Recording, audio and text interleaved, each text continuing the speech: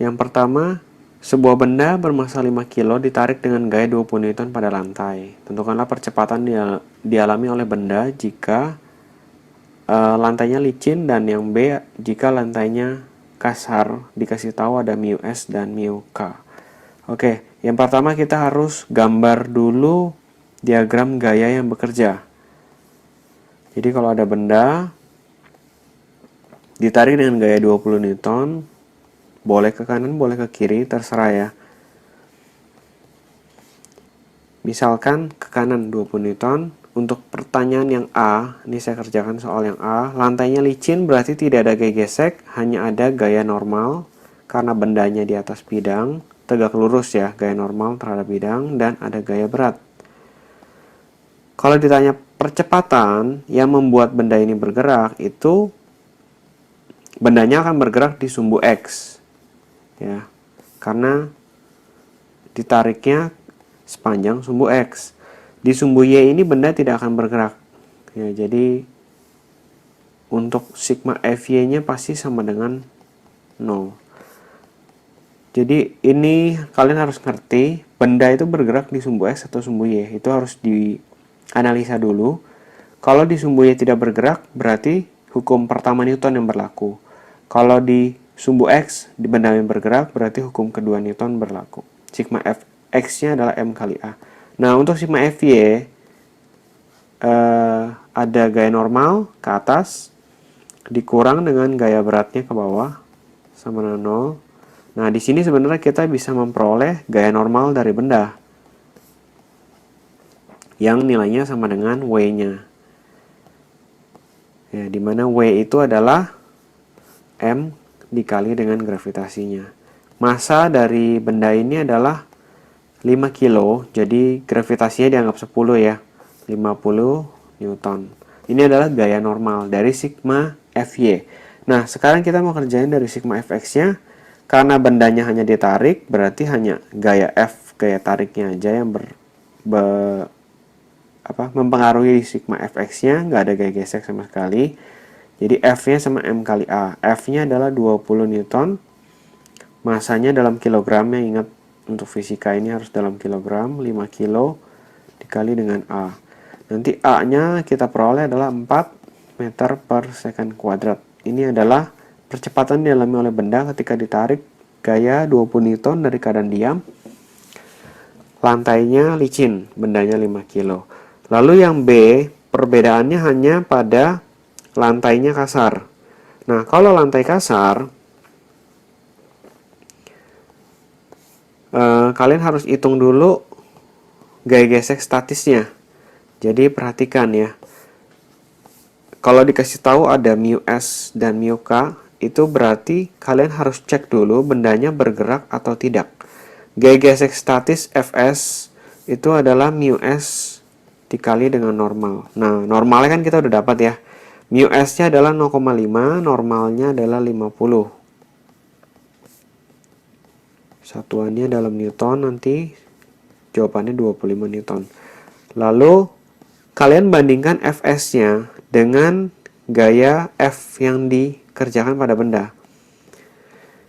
Jika sigma F pada bendanya lebih kecil daripada Fs, bendanya ini akan diam, tidak akan bergerak, walaupun ditarik, karena gaya gesek statisnya lebih besar daripada F bendanya. Nah, ini kalian perhatikan, F bendanya 20 Newton. Tapi gaya gesek statisnya itu bernilai 25 Newton. Ya, walaupun dia ada gaya normal dan ada gaya berat di sini sama persis, tapi perbedaannya ada di gaya gesek statis. Bendanya tidak bergerak, berarti ya. Berapa gaya gesek statis yang bekerja? Gaya gesek statisnya, kalau ditanya gaya gesek statis yang bekerja pada benda, jadi Fs yang bekerja pada benda, itu adalah 20 Newton, bukan 25 Newton. Kan logikanya benda nggak mungkin mundur ya kan, karena dia kan ditarik ke kanan. Tapi karena lantainya kasar dan gaya gesek statisnya lebih besar daripada gaya tarik bendanya, bendanya diam. Artinya gaya gesek statis yang bekerja saat itu adalah 20 Newton. Nah, kalau ditanya berapa gaya minimal untuk bendanya bergerak, yang kasus ini adalah sama dengan gaya gesek statis maksimalnya, yaitu 25 Newton. Jadi minimal gaya yang harus diberikan supaya benda tepat akan bergerak adalah 25 Newton. Jika gayanya F-nya lebih besar dari 25 Newton, katakanlah saya ganti gitu ya, di sini F-nya menjadi 30 Newton. Nah, bendanya akan bergerak. Ya, jadi benda ini akan bergerak. Nah, misalkanlah 30 Newton gitu ya. Saya tambahkan di sebelah sini. Misalkanlah F-nya 30 Newton, saya ganti. Berarti sigma F sama dengan sigma Fx-nya ya, adalah M kali A. Berarti ini udah berubah. Ketika bendanya bergerak, yang bekerja adalah gaya gesek kinetisnya. Berapa gaya gesek kinetisnya? Adalah mu K-nya, di sini mu K-nya 0,3 kali normalnya 50. Sama dengan masanya 5 kilo dikali dengan percepatannya yang ditanya. Nah, ini kita peroleh angkanya 30 dikurang 15 sama dengan 5A.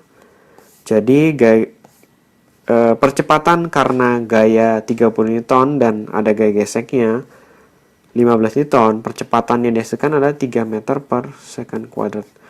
Perhatikan ya, untuk soal nomor 1 ini, konsep dasarnya tentang gaya gesek, kalian harus benar-benar mengerti.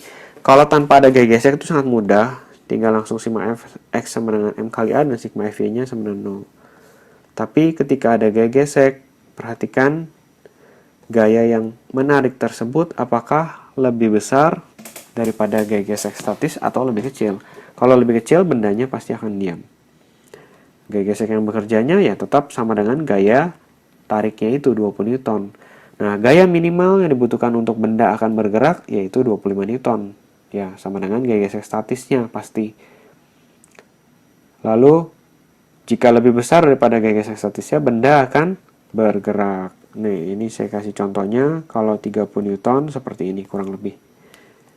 Untuk soal nomor 2, ditanya adalah M1 dan M2 jika diketahui M3-nya 0,4 kg.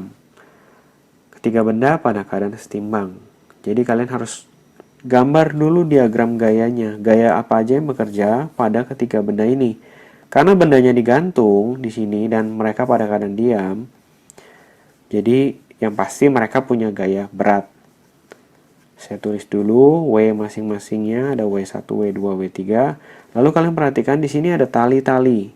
Tali ini terbagi menjadi 3 tali ya, di mana mereka akan bertemu di satu titik di tengah-tengah ini ya.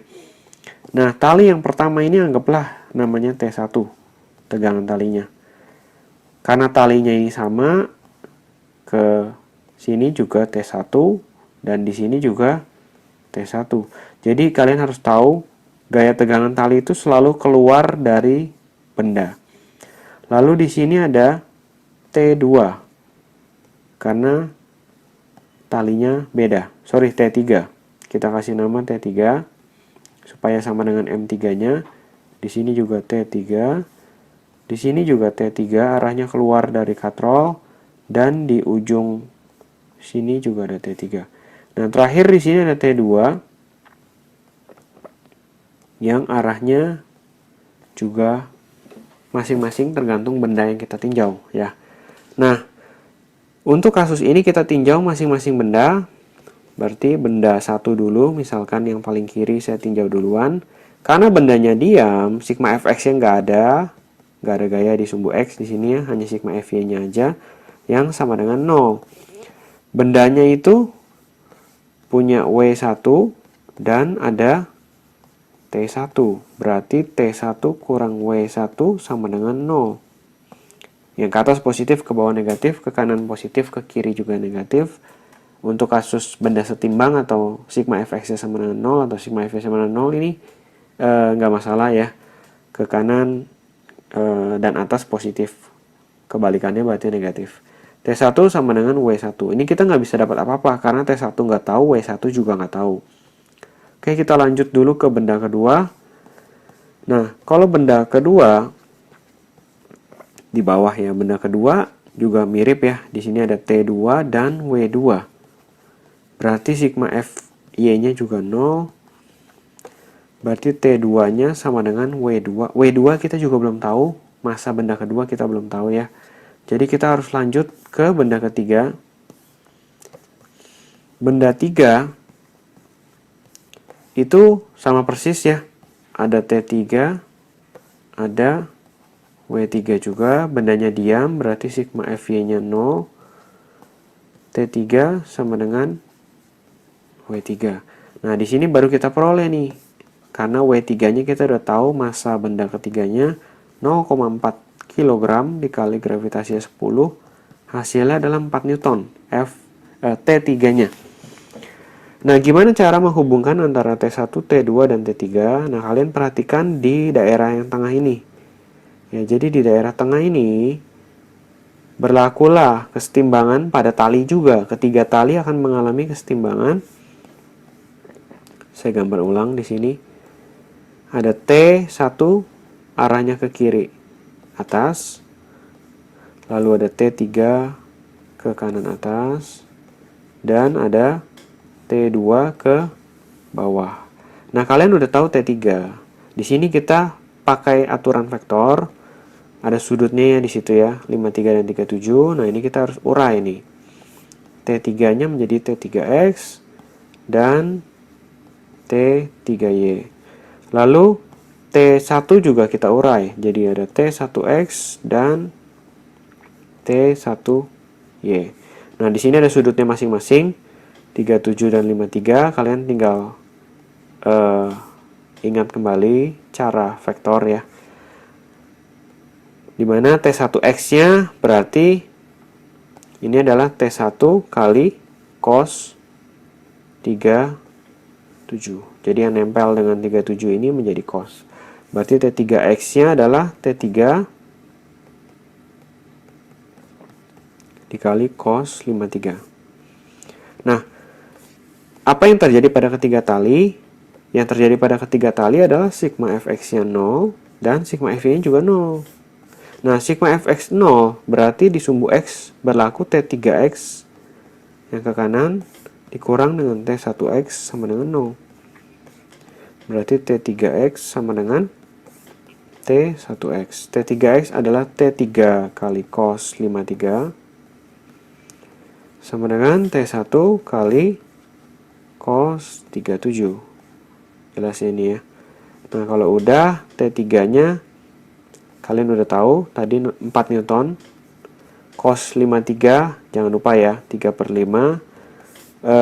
T1-nya nggak tahu, cos 37 adalah 4/5. Ini bisa kita hitung. T1-nya adalah 3 Newton. Jelas ya. Dan berlaku juga sigma FY-nya sama dengan 0 di pertemuan antara tiga tali ini. Di mana T1Y ditambah T3Y dikurang T2 sama dengan 0. Nah, kalian udah tahu ya, T1-nya adalah 3 Newton. Jadi ini langsung aja 3 dikali sin 53. Sin 37. T1Y berarti pakai sin 37. 3/5 tambah T3Y 4 Newton kali sin 53 4/5 sama dengan T2. Saya pindah ruas T2 nya ya. Nah, ini kalau kalian hitung 9/5 ditambah 16/5 adalah T2. Jadi hasilnya T2 nya adalah 5 Newton. Kalau udah tahu T2 dan T1, kita masukkan mereka ke persamaan yang sebelumnya ini. T1 sama dengan W1, artinya 3 Newton sama dengan M1 kali G. G-nya kan 10, jadi M1-nya adalah 0,3 kg. Dengan cara yang sama, T2 kita udah tahu 5 Newton adalah M2 dikali G. Dengan demikian M2-nya adalah 5/10 atau 0,5 kilogram. Jelas ya di sini untuk benda diam, kalian harus analisa gaya bekerja, lalu masing-masing benda dibikin persamaan hukum Newtonnya, sigma Fx, sigma Fy kalau dibutuhkan dua-duanya. Kalau cuma ada salah satu, dalam kasus ini adalah sumbu Y aja, berarti sigma Fy aja yang sama dengan 0, dan ada pembantu yaitu tali yang terhubung itu beda tali, ada 3 tali di sini mengalami kesetimbangan juga. Jelas ya. Jadi untuk tegangan tali, perhatikan keluar dari benda, lalu juga selama talinya sama, namanya kalian bikin tetap sama-sama T1 atau sama-sama T2. Kalau talinya ganti, baru ganti nama, bedain namanya, jangan sama ya. Soal yang ketiga, yang terakhir. Nah, di sini ada 2 soal sebenarnya. Saya bagi 2. Yang pertama, benda di bidang miring seperti ini, 37 derajat, ada F 20 Newton, dan lantainya licin. Nah, kalian perhatikan di sini, W itu selalu arahnya ke bawah. Tapi bidangnya bidang miring. Nah, saya sarankan kalau kalian kerjakan bidang miring, itu sumbu X kalian juga dirubah menjadi mengikuti bidangnya. Jadi yang belum pada sumbu X dan sumbu Y, kalian harus urai gayanya, yaitu gaya W di sini. Karena gaya W-nya tegak ke bawah. Kalian harus urai gaya W-nya menjadi WY dan W di sumbu X. Nah, gimana sudutnya? Ya, ini ada WX dan nanti ada WY. Gimana sudutnya? 37-nya itu kan di depan ya. Nah, ini saya gambarkan sedikit di sini cara untuk kalian membayangkan sudutnya. Kalau di sini 37, pasti di atas 53 ya. Dimana W itu kan ke bawah. Ini tegak lurus, ya kan? W tegak lurus terhadap bidang. Nah, WY dan WX itu juga tegak lurus. WY dan WX juga tegak lurus. Sehingga kalau udah 53, pasti 37-nya di sini. Jelas ya? Jadi 37 derajat akan pindah ke sebelah sini. Dengan demikian WY-nya adalah W kali cos 37. Jangan selalu pegang konsep bahwa yang di sumbu X itu selalu cos. Kalian harus lihat sudutnya. Sudutnya itu nempel ke sumbu Y atau sumbu X. Kalau nempel ke sumbu Y yang dikali dengan cos. Oke, kalau udah kita analisa, berarti sigma. Di sini ada gaya apa lagi ya? Gaya normal, satu lagi ya. Gaya normalnya ke atas. Berarti kita bisa analisa, pertama sigma Fx-nya adalah M kali A, karena bergerak ya. Wx-nya kita hitung dulu deh sama WY-nya. Di sini WY-nya adalah W kali cos 37. W-nya karena bendanya 2 kilo berarti 20 ya W-nya. Kali cos 37 adalah 4/5. Hasilnya adalah 16 Newton. Lalu Wx-nya adalah W kali sin 37. Berarti 20 dikali 3/5 hasilnya adalah 12 Newton. Nah, di sumbu X itu yang berlaku adalah gaya tariknya dengan Wx-nya. Karena lebih besar F yang ke atas, kanan atas, maka F min Wx sama dengan M kali A. Jadi kalian perhatikan, untuk benda yang bergerak, tidak berlaku lagi ke kanan positif, ke atas positif. Yang positif adalah yang gaya yang searah dengan gerak benda.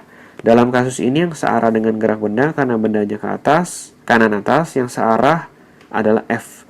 Lalu Wx ini fungsinya adalah mengurangi gerak benda yang ke kanan atas tersebut ya. Jadi nilainya negatif. Ini jadi 20 dikurang Wx-nya adalah 16. Wx-nya adalah 12. Sama dengan M. Masanya adalah 2 kilo kali A. Kita peroleh nanti A-nya adalah 4 meter per second kuadrat. Jelas ya? Nah, yang B, jika lantainya kasar, mu-nya 0,1. Jadi di sini nggak usah kita cek lagi. Karena nggak dikasih tahu mu-s, berarti bendanya udah pasti bergerak, tapi mengalami gaya gesek ya. Saya gambarkan ulang di sini. F yang ke atasnya adalah 20 Newton. Tetap sama, ada W yang ke bawah.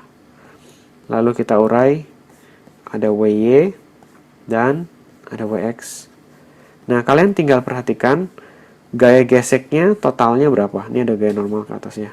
Gaya geseknya yang bekerja adalah Fk. Mu K dikali dengan normal. Berapa gaya normalnya?